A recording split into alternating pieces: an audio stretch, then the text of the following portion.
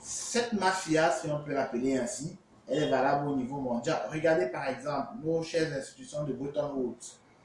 Lorsqu'elles ont été créées en 1945 et les années suivantes, c'est dans le but de quoi? D'accompagner l'Europe dans son processus de reconstruction suite à la guerre.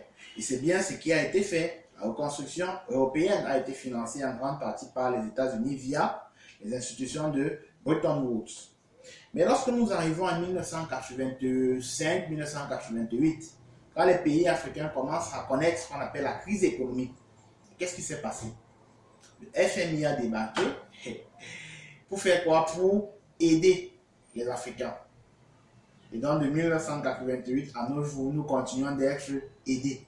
Donc nous sommes tellement misérables qu'on a toujours besoin d'être aidés. Cela va même un peu plus loin.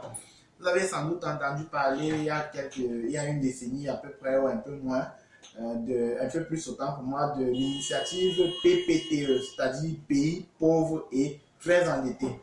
L'initiative PPTE, ça signifie quoi? Ça signifie qu'un président africain se lève avec toute sa délégation de ministres, comme ils savent très bien le faire.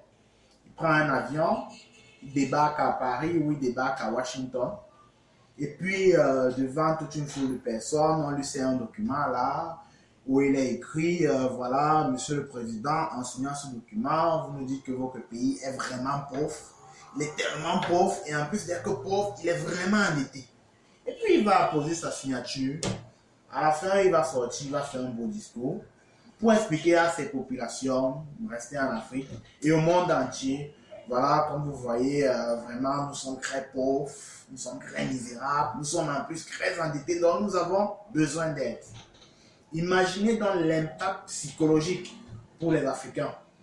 Lorsque leur gouvernant se permet de dire, voilà, nous reconnaissons, nous sommes pauvres et nous sommes très endettés.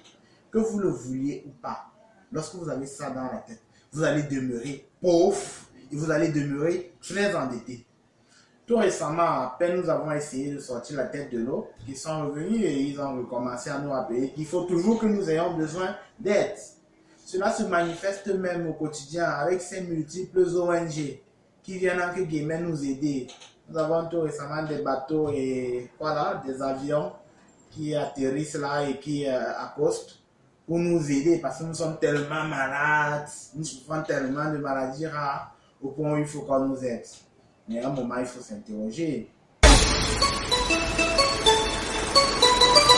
Baby, be on the track.